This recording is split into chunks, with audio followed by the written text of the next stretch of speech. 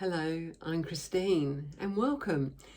I want to talk to you about a free seminar that we'll be running on the 8th of February. But first of all, I want to tell you about what I do. I'm a writer and I'm also a teacher, qualified teacher. I'm a mum and I'm also a grandmother. And my latest book, or one of my latest books, is Devils in Our Food. And it was never my intention to write this book. And now it's 4 years later from the start of the research, and still the research and investigation goes on.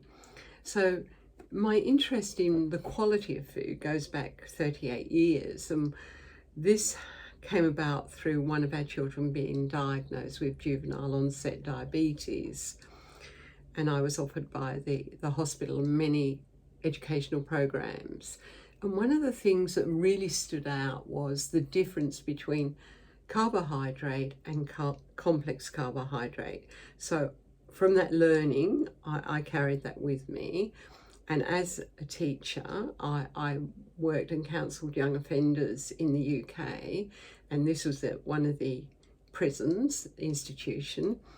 And the thing that struck me with these young men, they were between 18 and 21, was their lethargy, their lack of interest in learning new things. They didn't seem to want to learn life skills and so on. So one morning I arrived early at the institution and was told by a guard that the boys were still eating breakfast. So I went into the dining room, and the smell of overcooked, deep fried, processed food was just hanging in the air. And it wasn't until later that day, on the way home, I thought, could there be a connection through the boys not wanting to learn, their lack of whole food? I couldn't see any fruit or porridge, and the normal food apart from processed food didn't seem to be available. So I sort of put that into my head as part of my collection of information. And not long after that, I went on to work with as head of psychology at a fairly large English school for girls. But then we came back to Australia, and one of our children came over from the UK just a quick visit with family and the little grandchildren. And one of the things that really stood out was one of the children wanting a regular manufactured fruit drink at a almost regular time each day. And when the family went back to the UK, went home, this nagging question was in my head: what is in this stuff to make a child want this drink at every time, at an almost regular time each day? So this is why it was the investigation into the food products bought at the supermarkets.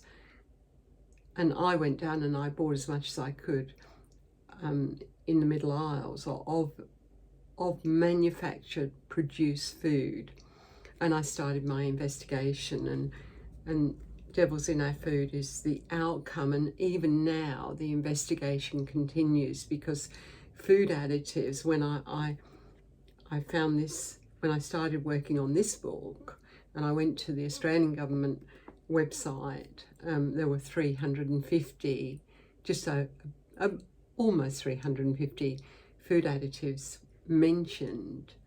But our latest investigation and research identifies now, and this is 4 years later, there could be up to or more than 10,000 food additives going into everyday bought foods. This is the manufactured and processed foods, such as your biscuits, cakes, breads, and so on. So, and then I was speaking to a colleague, and she said, well, okay, you've told me all about the devils in the food,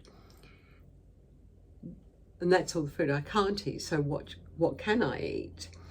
So then I came up with devil-free recipes, and this is over 70 recipes in this book. And as I was developing the book, I thought about our children. You know, this is not about us, this is about our children.